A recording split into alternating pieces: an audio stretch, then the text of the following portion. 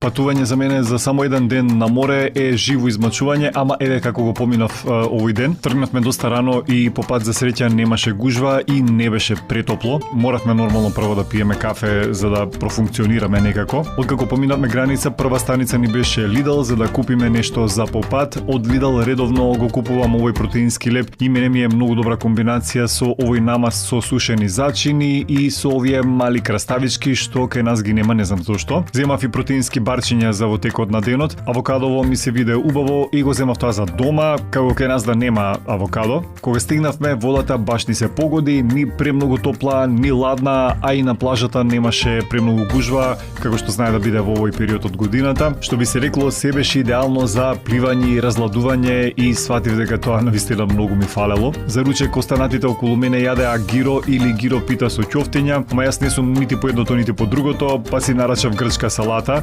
Баш беше таман некако и со масло и со оригано, плюс порција дзадзики со пита леп. Денот го завршивме со уште едно кафе, мислам како може да сум на плажа и да не испијам уште едно кафе, и плюс уште едно пливање. Луѓе, јас требало да се родам покрај море. Тоа е заклучокот. Пред крај на денот тргнавме назад кон Скопје и можам да кажам дека на мое големо изненадување денот ни помина преубаво и баш ми го смени мислењето за патувањето на море за еден ден.